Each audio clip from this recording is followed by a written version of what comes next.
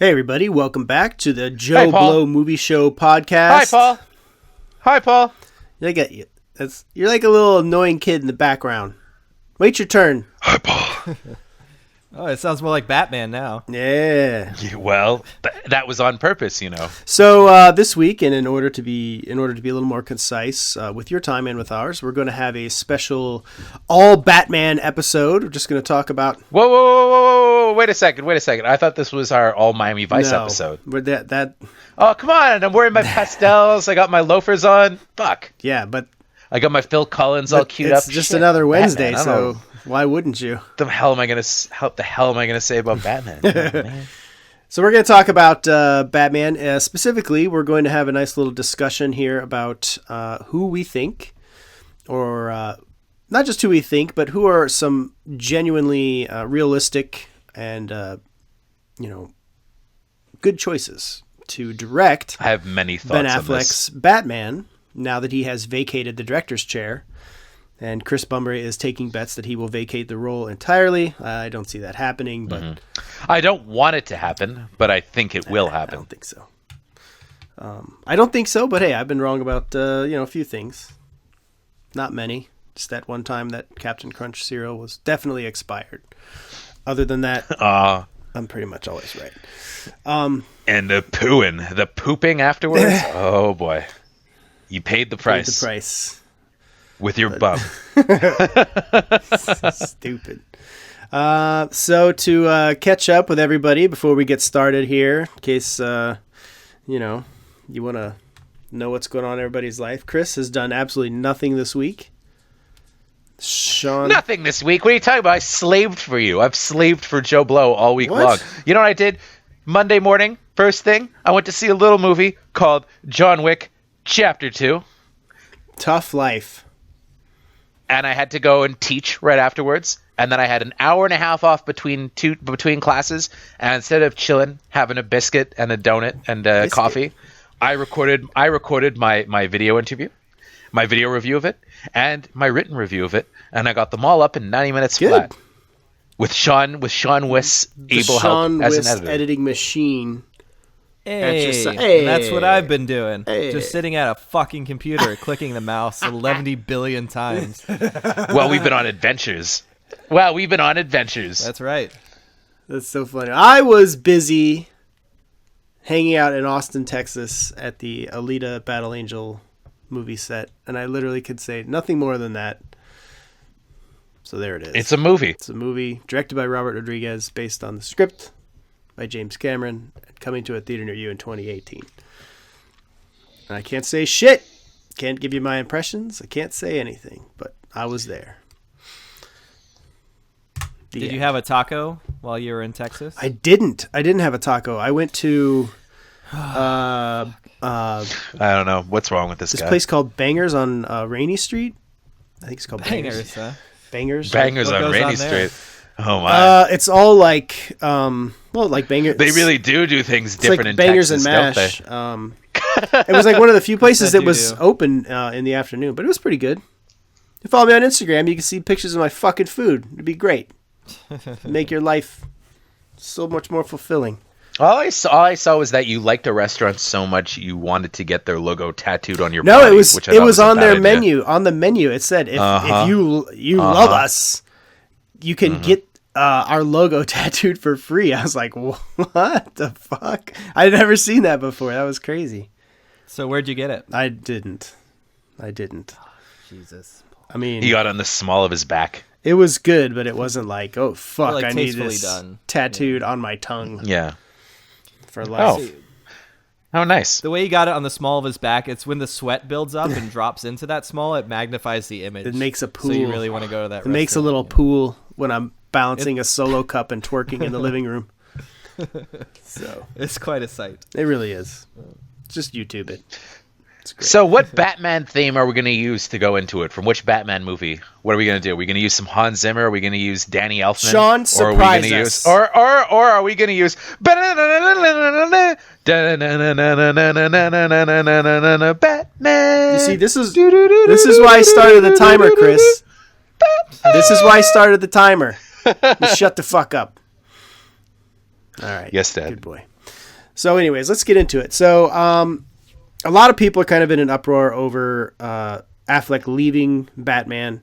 I think his reasons are very sound. The story actually broke on the last podcast, so we discussed it at length at that point. But I think it makes perfect fucking sense. He just came off a massive flop that cost Warner Brothers $75 million, and it was a film that he did bust his ass to do, but he didn't get the time and the oversight to really see that film come to fruition the way he wanted to. And I think 100%. That's a tough blow for a filmmaker. When you spend that 2 years of your life to push this film out, and one, nobody gives a shit because they just want to see Batman. And two, because of Batman and because Justice League and everything else, you don't have the time to really take those extra hours in the editing room or go in all the promotional meetings to make sure it's hitting all the right notes. It's not there. No, and I would say that extends also to the way that the movie was shot too. I think he had a very short window in which he was able to shoot it, because not only did he have to worry about going to film Justice League, but he also had to get back into shape to play Batman, because his physical condition in Live by Night is very different from how it is in Justice League. And I know this because I went to the Justice League set. So he had to take... Yeah, but he was wearing a muscle suit on the Justice League set. Yeah, but sure. But he was still, you could tell he was in good shape, though, just by his jawline. You could tell he was in, compared to Live by Night. God damn, look at that jawline, Affleck. I mean, yeah. Chris has seen a lot of jawlines. I've seen it. Listen, I know my jawlines, and that is a fit jawline. But look, all I'm saying though is that he had to get back into shape to play Batman. There's a physical. People don't want a fat Batman, no matter how cool the suit is. So there was. I think that movie Live by Night. I think it was very compromised in a lot of ways. There was a fat Batman in Dark Knight. Not only shooting, but also the editing and all kinds of stuff. Yeah. And I think that movie is kind of a victim of not that it's all necessarily that you could all the blame could be laid at the hands of the DCEU. It's not, but I think that the Warner Brothers wanted to get out more Batman movies, and Live by Night got short shrift. I think Live by Night was a passion project Affleck wanted to do, but ultimately it was a casualty to Batman. Yes. Yes. But here's the thing: when the rumors were swirling, and it took him a while to even formally announce that he was going to direct it. I mean, if you remember, it was a lot of back and forth, and it was like, he's working on it, but it was very rare that you would have anybody say, we've got Affleck directing. It was just like, Affleck is working on Batman. So they were very apprehensive to even say that he was directing, and I think that even Affleck was always apprehensive to take on that mantle. And he's made some good films, but he hasn't made anything. Like, I enjoyed The Town. I thought The Town was good. I thought Argo was good, but none of them was like, Jesus, this is a powerhouse filmmaker. He needs to do a fucking superhero film. I don't know. I thought Gone Baby Gone was pretty great. It wasn't indicative of, oh fuck, this guy needs to be on Batman. Gone Baby Gone wasn't that fucking good. I don't know. Anyways. I see what you're saying. Oh, I mean, I disagree. I think Gone Baby Gone was an amazing film. I love that movie. Definitely my favorite of his. But I see what you're saying in that, like, nobody would watch Gone Baby Gone and be like, this is our Batman director. Right. Yeah, but who watched Memento and thought that, Christopher Nolan would be a good director and we got for The Batman Dark Knight Begins. Rises. So thanks. Well, you also got Batman. First of all, Sean, go fuck yourself, because Dark Knight Rises is awesome. Well, actually, he did. Second of all, he did Insomnia before he did Batman Begins. Yes, but would you have watched that and also said, great Batman Begins director? Batman Begins. Insomnia was like really cool, very stylistic, and showed a lot of... Yeah, I liked it too. Showed a lot of potential. That's the kind of movie... The movie it's based on is even better. That's a movie you would watch and then be like, oh, fuck, this is like an emerging talent. Memento was already the first one. You're like, oh, wow, this dude's got style. And then Insomnia, although I don't think it's a great film, it's highly entertaining, but it's got style. You're like, man, this guy's a talent to watch. And you could see how in the early days, Hollywood would be like, well, who are we going to get to fucking take on Batman now that we're trying to start it again? They're like, what about this Chris fucking Nolan dude? And let me tell you something, Sean fucking Wist. Even if you didn't like Dark Knight Rises, you have to admit Batman Begins and The Dark Knight were both great, especially The Dark Knight. The Dark Knight was great. Batman Begins was okay. Okay, but more importantly, I want you, great, Chris, though, wasn't I got it? a serious question. I want you to give me a number, and this I really want an answer for this. I want you to give me a number between 1 and 101. No, it's a serious question. Just any number. You just want me to give you a number? Yeah. 101. You want 101? I'll tell you why. Because I made a list of 101 reasons why The Dark Knight Rises sucks. And so I'm going to read 101 right now. No, that's not going to happen. Hans Zimmer's score. We just lost our last listener, and his score is great. Hans Zimmer's his score is amazing. This is a highly subjective one, but as I always say, Hans Zimmer is the composer people who don't listen to film scores listen to. I think he's a composer capable of some great themes, but he's kind of like the Metallica of film composers. Big, overbearing, in your face, and lacking maybe in now, but subtlety. not before. Zimmer has done some fucking amazing Have you ever? I mean, scores. his score for Gladiator, his score for Black Rain, his score for Thelma and Louise. But anyway, I think we're getting a little off topic though. It's not the Hans Zimmer podcast. Dark Knight Rises. Paul, can we fire Sean? Let's stay on topic. We can get to our favorite Batman film shortly, but first we need to talk about who's going to helm Ben Affleck's Batman. So okay, I'm gonna give my choices first, and then you can go. So you get to wait your goddamn turn. So your choices are going to be stupid. Maybe I'm sure somebody will think that. So I actually tweeted this I think last week because the topic was just on my mind and I was thinking about it. But my choices would be, and my first choice, and don't start challenging me until I say them all, is Fede Alvarez, and that's after I watched Don't Breathe.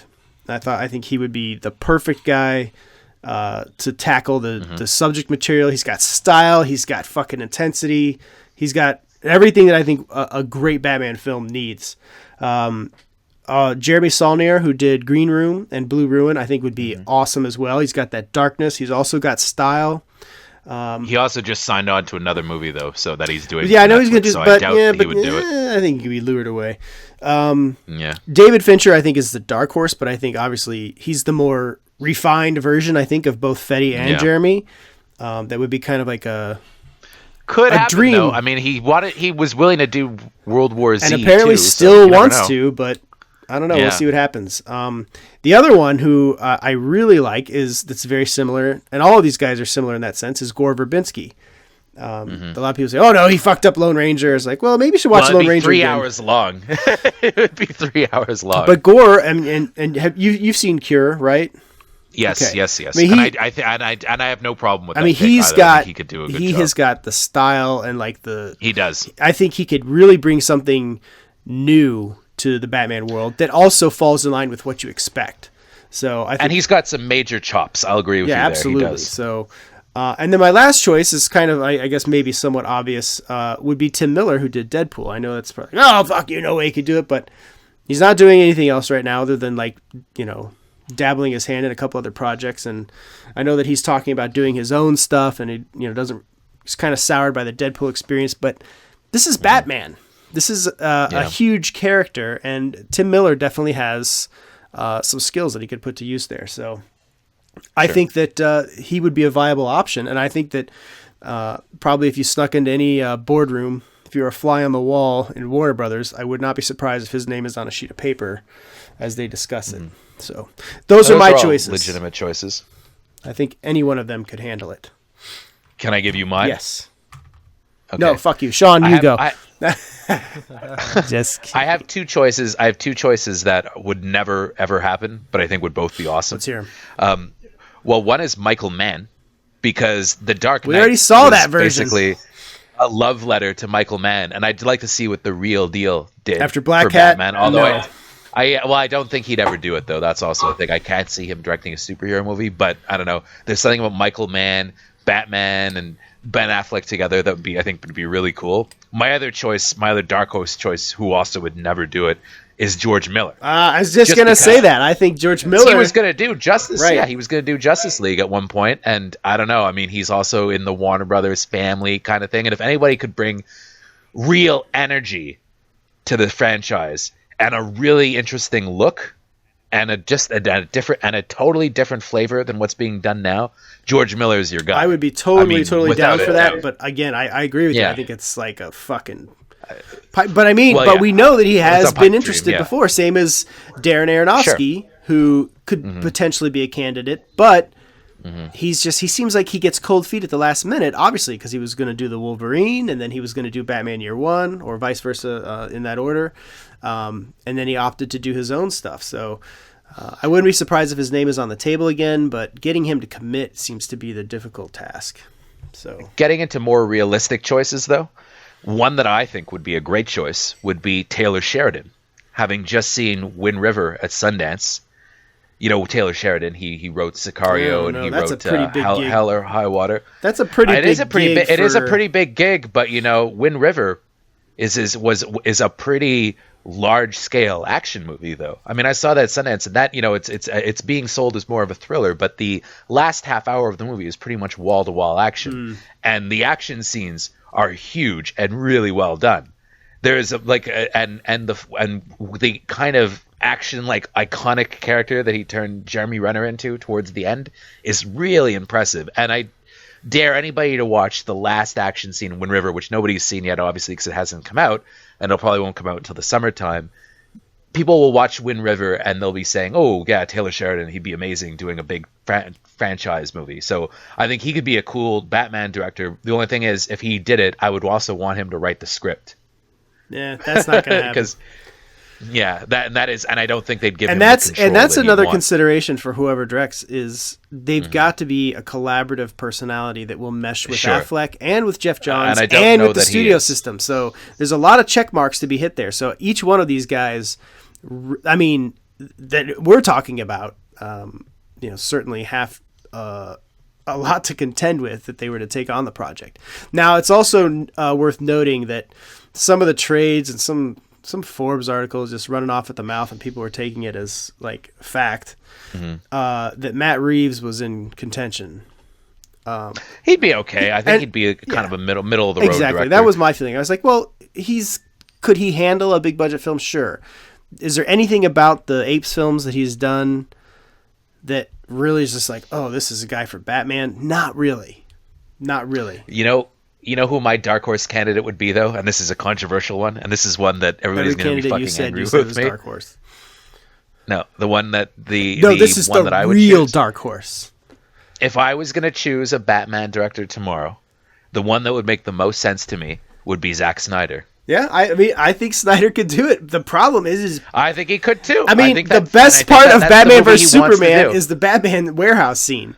And that was full Batman on the kind of shit that I want to see. I would easily take a 2-hour Zack Snyder Batman movie. And there's people right now that are like, yes, let that happen so that we'll kill this DCEU experiment. No, I think I think he'd do a great job. I think that's the movie he's always wanted to make too. I think he's much more into the Batman stuff than he is into anything else. So, and he knows that universe, and you know, he has a take. I mean, whether or not it's been successful, it has been financially, I think. I don't know. I mean, and people may change their tune after Justice League. They may not. I think he's always going to have detractors. He'd be somebody who could, at this point. Yeah, he could jump into something. He could jump into it pretty quick. Do I think that he has a good chance of getting the gig? Not at all. I think Warner Brothers is probably. I think Warner Brothers will avoid him because of one thing: Twitter. That's it. Sure. Twitter will stop Zack Snyder from directing the Batman. Yeah. End of story. Mm-hmm. How about you, Sean? Well, you see, I hate The Dark Knight Rises because you guys are all made a lot of the points I was going to bring up. Like this kind of question is always hard to do because you're torn between like the director you want and the director that will actually do it kind of thing, you know? It's almost like trying to pick an Oscar winner where you're like, well, I want them to win. I think they did the best job, but who do I think will actually do it? Yeah, exactly. So like at this point, it's going to be more of a hired gun than anything else. Yeah. Well, without a doubt. I mean, when I said Michael Mann and George Miller, I mean, I was just talking out of my ass completely. Yeah, exactly. There's no chance in hell either of them will do it. I just think that they'd be really cool. Right. And Sean, I agree with you to a point. I don't know that it's going to be a hired gun, though. I understand why you said that. But here's the thing. You also got to keep in mind that WB is really looking to sway opinion. And one thing that they could do to sway opinion is if they announce tomorrow that David Fincher was directing Batman, guarantee you a lot of the people that are like the quote-unquote DCEU haters would be like, I'm going to have to seriously consider this one now. That's true, but like Fincher, he likes like complete control of his movies. I agree. Warner Brothers wasn't willing to give Affleck more time to make his movie, like I don't think they would give it to Fincher. Well, but they did. They gave him 2 years. I mean, I think they were pretty. Honestly, I think Warner Brothers did everything they possibly could for Ben Affleck, and this is just. Again, this is based on what I've seen happen peripherally and not involved, but they gave him the time, they gave him the money, they gave him the opportunity, they gave him the movie, and they gave him a timeline, and really every filmmaker has to face that. Every filmmaker. Doesn't matter if you're a low budget filmmaker or you're fucking making some mega budget superhero movie. Your movie's gonna have to be delivered on time, either because you're gonna run out of money or you're gonna run out of time or whatever the case may be. But nobody has, unless you're fucking Terrence Malick, where you just shoot for fucking forever, or Stanley Kubrick. When you have that kind of clout, sure, go, or James Cameron, go do whatever the fuck you need to do. You have the highest grossing movie of all time. Here's a blank check. I doubt that he was fired either. I think he stepped down. No, I don't think he was fired. I think it was a come to Jesus moment where he was like, "Yeah, I'm not going to do this. Like, this is ridiculous. Like, I have to pick one or the other." Because, and I think that's a very realistic decision. Because, listen, for one thing, who the fuck wants to be directing while you're wearing all that bullshit?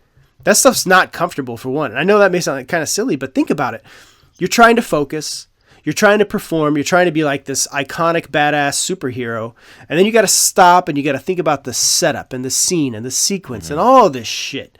Not every person can do that. That's just not possible. I think if they wanted a hired gun, one that wouldn't be bad, and I've seen this name put around a bit, is Michelle MacLaren, just because if you've watched Westworld and, Better Call Saul, she's got kind of an interesting visual style, but also I don't think she does much in the way of writing, so I could see that. I think that would fall in the hired gun category for sure. Yeah. I haven't seen anything. Cary Fukunaga is pretty interesting, though. That would be an interesting choice. But I don't know, he seems like might be a little difficult to work with, so. Yeah. And again, I think that's where you're going to run into problems. Getting back to you, Sean, though, what were your picks? Let's see. Oh, geez. I was leading up to some point that I've already forgotten. If you say Gareth Edwards, I'll kill you. I was going to say that as a realistic choice. I know. I was going to say, I'll bet you his name has been mentioned. Absolutely, because simply put, looking at the numbers of the movies he's done, look at it. Yeah, it's exactly. Like, he does a good job at capturing atmosphere, which and is true. Worked with Warner Brothers with Godzilla, so they may say, hey, Gareth.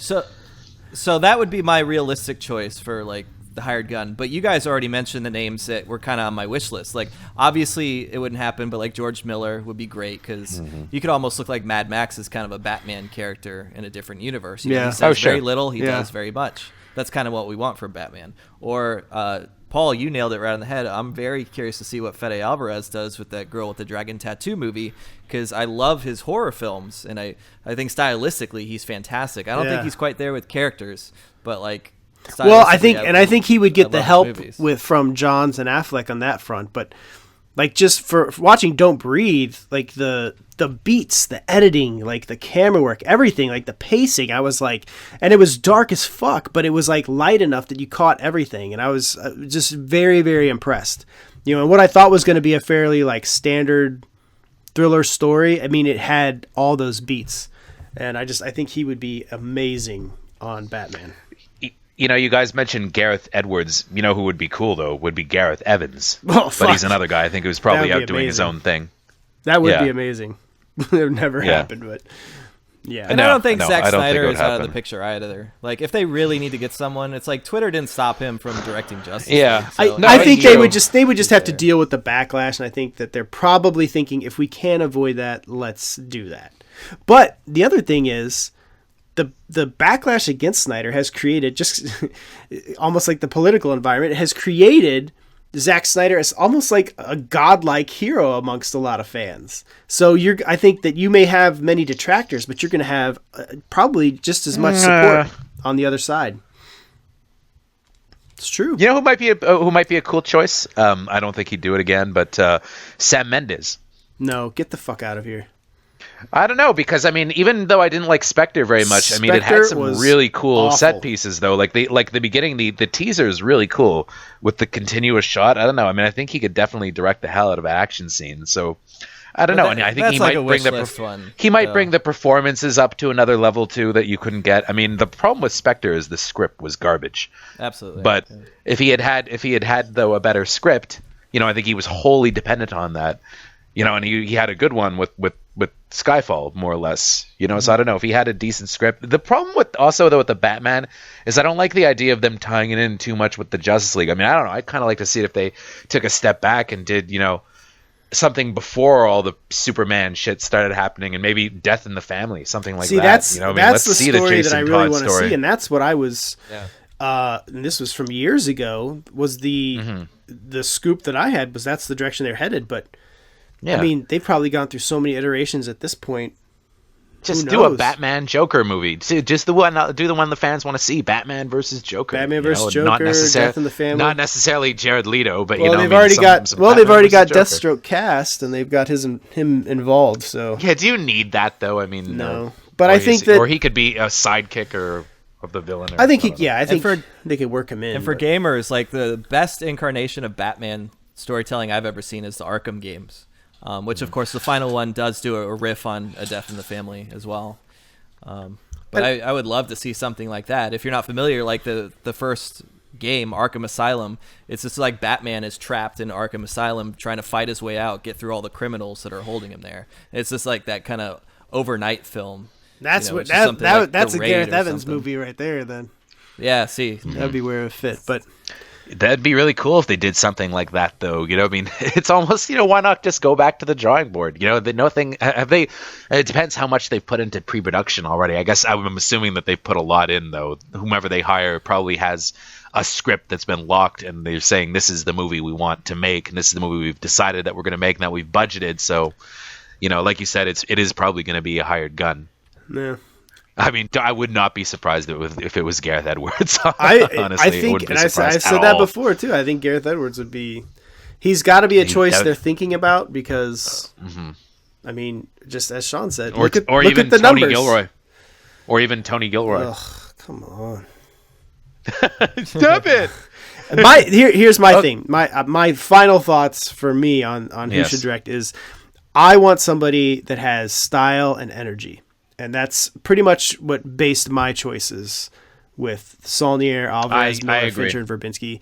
I think those two things are key. And I think Snyder absolutely has style, but we've kind of seen what he can do. And again, if he did the Batman movie, I'd be fine with it. It would, I love the warehouse scene. If we had a whole movie of that, that'd be cool. But we've seen his take. I'd kind of like to see what another filmmaker with just a little bit more refined would do with something like that. But I'm just hoping it's not somebody like, I don't know, like Alan Taylor or something like that. Oh, God. I don't think they would do boring. That. That'd be very boring. Fuck. That'd be awful. Someone who's just going to, point the camera and it's going to be a second unit movie. That would kind of suck. Okay. So do you guys have any final thoughts on the who should direct? Who's your let's do this. You pick your director. Pick who you want. Not who it's going to be. Anybody? Pick who you want. You can hire them right now. Oh, me, it would be easily George Miller. George Miller, but second choice would be Gareth Evans. Shut the fuck up. Sean? I would pick Ben Affleck. For real? Yeah. That's your choice? You're so weird. I think that's why he took the job in the first place, to be honest. I think at some point he was just like, you know what? I want to make a great Batman movie. To do the comic book world some justice. Now he's like, I want a star in a great Batman movie. So now he's like, I want out. That's what I think. I think he wants out completely. Nah. And I would not be surprised if he is not your Batman in the Batman. I would choose Fede Alvarez. But I don't think he's going anywhere. But I do agree that I think that he's probably feeling the pangs of failure. And I think that part of that he's, maybe placing some blame on Batman because of that. Oh, no doubt he is. I mean, you could tell just by the interviews that he did for Live by Night. Yeah. Well, that's kind of happens when everybody's asking about it every 2 seconds. Yeah. I think he's starting to hate it. I think it's seeming a lot less fun now than it did 2 years ago. It might be. Okay, when those big checks started to roll in. Your favorite Batman movie out of all the Batman films that have been made thus far. Sean, you first. Well, obviously it's The Dark Knight Rises for you. And we don't need all 101 reasons why you don't like it.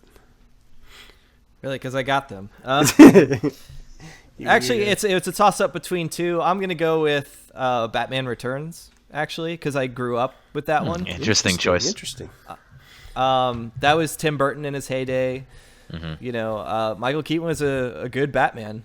Michelle Agreed. Pfeiffer killed it as Catwoman. She did. She really did. DeVito was the perfect Penguin. Yep. And it was, I think it was really great. To be fair, I haven't seen it in many years. But it's got a great score, of course. It holds up. It holds up well, I think. But I think Tim Burton was allowed to step away from kind of the Batman mythology a little bit to tell more of a Tim Burton story, which was good. Because I'm not a huge fan of the first Batman. But it's just a fun movie. It's very strange one. I actually hated it when I saw it in the theater, and as I've watched it years and years later, I love it. But that was one of those movies that I hated originally and then loved years later, because it was too different for me, and now I love its oddities. I'm just amazed that it ever happened, to be honest. That's a real look into the mindset of the studios in the 90s. You know, the fact that they would give Tim Burton carte blanche. Well, I mean, to do again, you whatever he wanted for the look at sequel. the success of '89 Batman, and they're like, Jesus, this is tremendous. No, it's great. I mean, I think it's they're like, do awesome more that of they it. did that. And he's like, cool, I will. Yeah. Yeah. But you're going to get the fuck like, you guys. Also, I'm going to have a bunch of penguins with missiles on them at the end. Be And careful there will be what you wish no for. final battle other than a backhand to Penguin. And then he's going to die in a swamp. And you're going to feel bad for him, too, when he dies. You'll feel sad. Yeah, I was sad at the penguins. the dirty ass Michelle Pfeiffer. The dirty ass Michelle onesie Pfeiffer, that he was wearing was pretty sad. That was the saddest Michelle part. Pfeiffer is pretty outstanding, though, as Catwoman. Oh, yeah. I That mean, was an she amazing She steals that movie. She walks away with it. Pun intended. Would have loved to have seen her in a one-off, Catwoman movie, and it's too bad it never happened. Came close, but all right, Chris. I know, and it should have happened. Your favorite? Mine? Yes, you.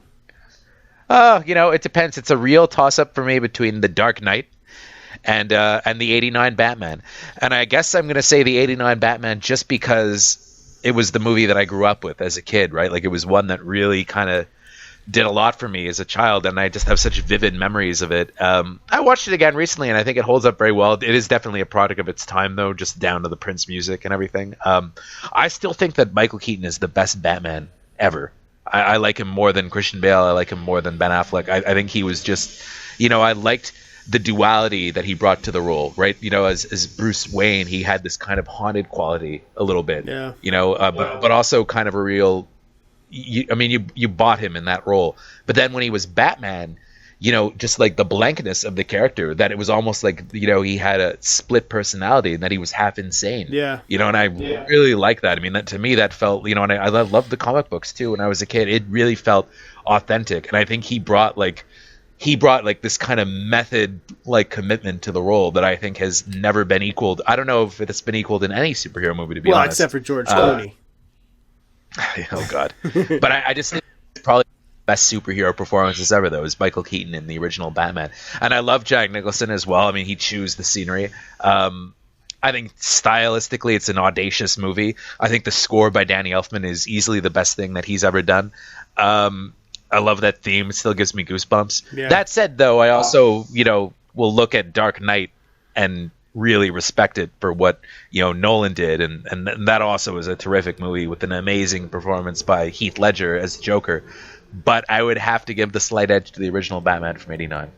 Those are actually I have the exact same sentiments for the most part. '89 Batman and Dark Knight, I think, are both the best Batman films of each respective era. I think the '89 Batman and to a point, I mean, Batman Returns too, which I also think is just it's grown on me. But the '89 Batman left a major impression on me, and I remember going to see it in the theater, and we were so excited as kids. I mean, we were just. Oh God! Do you remember the first time you saw that trailer? I was 12 years old, man, and I just remember the opening. Going through the bat symbol with fucking Elfman's score just pounding, and I was just like, Do you remember the first time you saw the?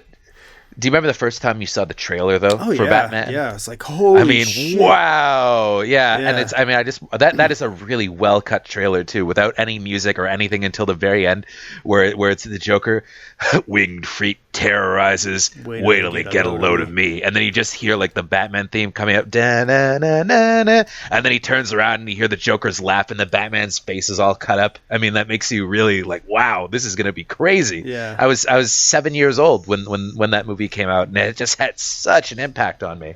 Yeah. So, I mean, 89 Batman, and I think The Dark Knight is kind of the perfect Batman film of the modern era. I think, you know, like just an updated version. It's almost like a remake in a way of the 89 Batman.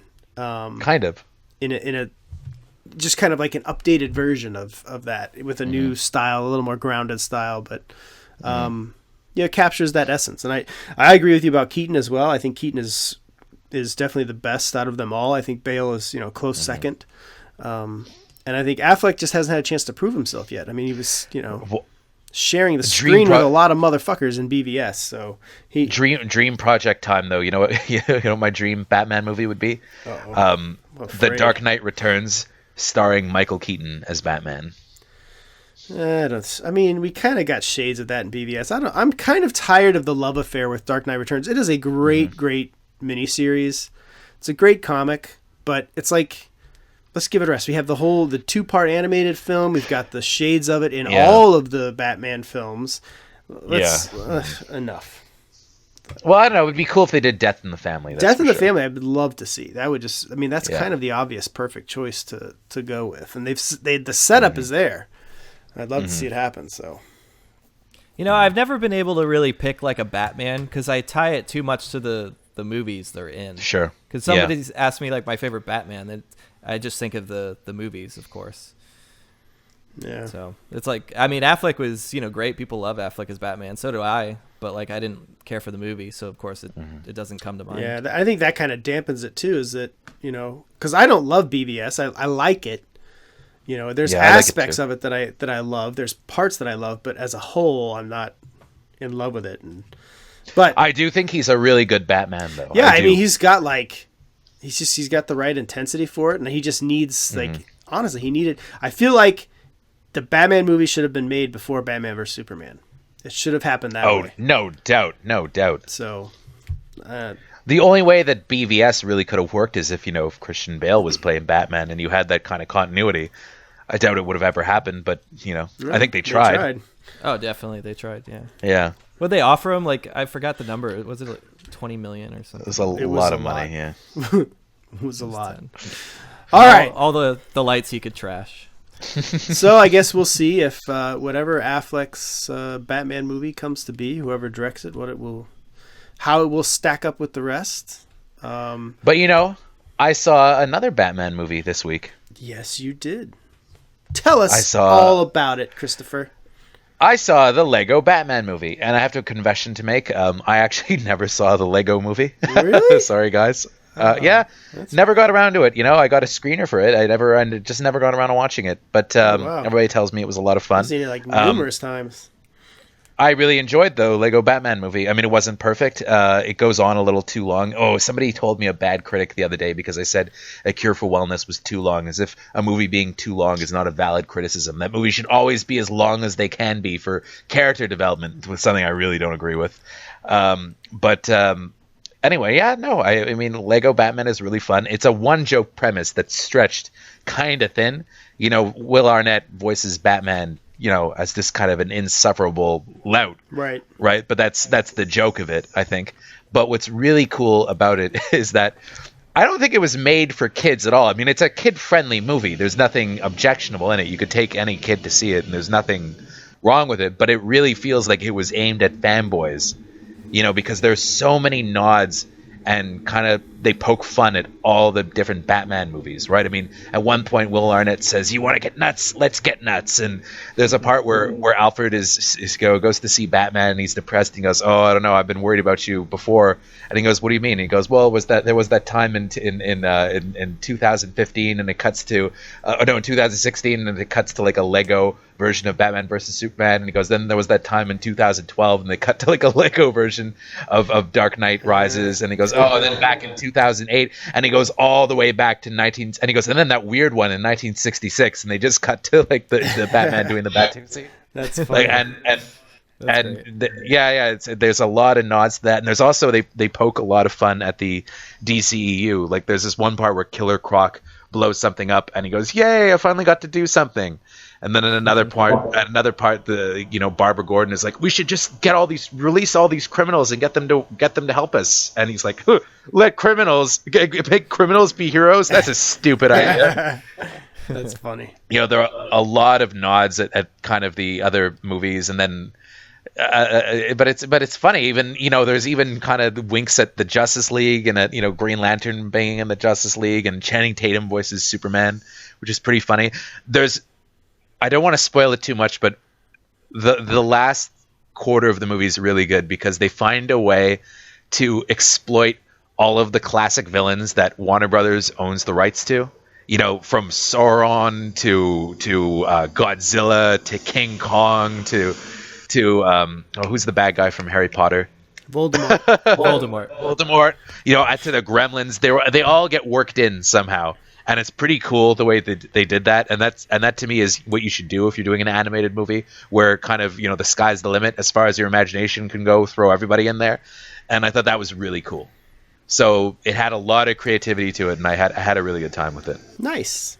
No, likely. That's good to hear. I had a feeling that movie was going to be a lot of fun because that medium affords them the opportunity to do so. And you really should check out Lego Movie. Like, I saw that after all the hype died down, and I was still impressed. Yeah. It's the guy who did Robot Chicken, though, that did Lego Batman, and it kind of has that Robot Chicken vibe a little bit. Nice. Cool. I dig Robot Chicken, so that's awesome. Yeah, I think, Paul, I could see you going to see it with your son and you guys having a great time. Oh, yeah. I didn't love it, but I liked it a lot. It was good. Sweet. Well, there it is. Chris's new favorite Batman, replacing 89 Batman, is the Lego Batman movie. So now you know what kind of critic Chris Bumbray is. Just keep that in mind. That was that guy JMB or something who posts on every review that I write on YouTube how much he hates me, all because of my Ghostbusters review. Oh yeah, dude. There's it's so like many, that anonymous guy who's sexually obsessed with you. Weirdos out there. Who's sexually obsessed with you. Dude, it's like in a weird way. Seriously. Yeah. Dude, just like angrily masturbates to your reviews. Yeah. Every time he sees your name pop up, Paul, it's like, oh, my name doesn't even pop up. He just posts randomly in articles. He's I know. Fucking weirdo, dude. Hey. I wish him all the best, of course. Yeah, of course you do. Sean, do we have any viewer questions? I didn't even look. I'm only going to bring up one, and it's actually ironic because it has to do with Batman. Isn't it ironic? And, of course, this guy didn't know we were going to do a Batman-themed podcast. Or he must not know. He's from the future. Unless Paul is classy Ulysses. Wait, is he the Flash? Is it the Flash? Ezra Miller, the Flash? Am I too early? So what Classy did is he pegged us in Batman roles. Oh, I saw this. I don't agree with this list, but we're going to come up with our own list right after. But anyway, he picked Paul as Gordon, Commissioner Gordon, for some reason. Me as Batman, which is the most ridiculous thing I've ever heard in my life. Sometimes I hurt myself eating tacos, let alone fighting crime. But I do like this choice. Chris is Alfred. Yeah, I think that kind of works. So I think Chris is definitely a butler. I think Paul would be Batman, of course. That's no question. Chris would be Alfred, but who would you'd be Robin. You'd be Robin. Yeah. I'd be Robin. Oh man. I could say I think you'd look. I good could be in like a Michael shorts. Cera-esque Robin. Yeah. You'd be the Michael Cera version. Yeah, you'd look you're great. Kind of a goofball. You just got to shave those legs, though. So there it is. That's okay. Batman, Robin, and Alfred. Let's let's all go live together. Gareth Edwards, when you go to direct your Batman movie, if you want to replace, we're available. I'd be old school comic book Alfred as well, right? I mean, I'd shave I'd let the U grow in a little bit. I'd grow a mustache. The old school comic Alfred. Yeah, that's what you need. Who was in the Resistance. Stupid. Oh man. What would be the title of our the Batman old school? movie? It's the old school comic book style Alfred, though, that Ralph Fiennes is doing in the Lego Batman movie, which is really cool. Even down to the design, it's pretty neat. A Lego version of that design. I have the minifigures. We have all of them. Yeah, it's pretty. It's getting back to that movie. It's pretty. If you really know your Batman stuff, and Batman is probably the one comic book character that I really kind of do know because I grew up reading the comics. It's a lot. It's a lot of fun. A lot of nods. Sweet. All right, well, that is about it for our Bat-rific podcast episode. Holy amazing podcast, Paul. We are under an hour, so hope we've kept you entertained for that amount of time. Try not to overextend our welcome and make it a little more accessible for you. So that's about it. So anyways, remember that the podcasts are going to be going up on the new JoBlo Videos channel. So if you're listening to it there now, please make sure you subscribe. We're trying to build that channel up so we can continue to create more original content for you guys. It'll still be available, of course, on iTunes and various other outlets. Also, make sure to check write us a review, why don't you? Yes, a review would be nice. It also would help keep us going. So, if you have a bad any review, though, I mean, comments just don't or questions worry, as don't well, worry about it. Any comments or questions, just let us know, and we may read them on the next podcast. But that's all we're going to do. We're just going to read them. I do. We're not going to answer them. We won't answer them. I do have one last suggestion, though, for a potential writer, at least, for the Batman. No, Aaron Kruger's not doing it. Bret Easton Ellis. Man, almost got through. Almost got through one. I noticed that you stopped putting the video in, Sean, because you're just like, fuck it. I ain't doing that anymore. Yeah, you can tell when I'm like over a joke. I'm like, I don't even bother. It's not anymore.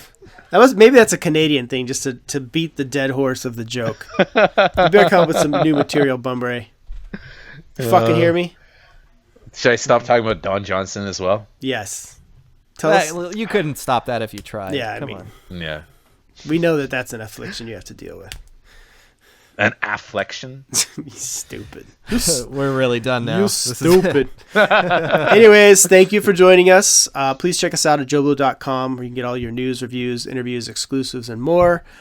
Next week, I will be at Toy Fair, so I'll be recording from New York City with you guys. So you won't know the difference, though. It'll just be a microphone. So I don't even know why I told you, but there it is.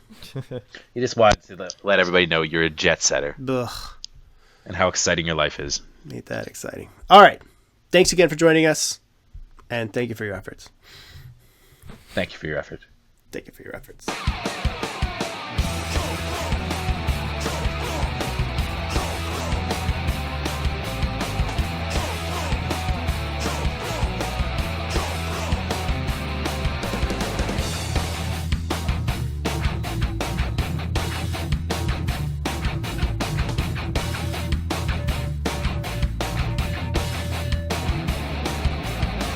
JoBlo, he sure likes to drink a lot.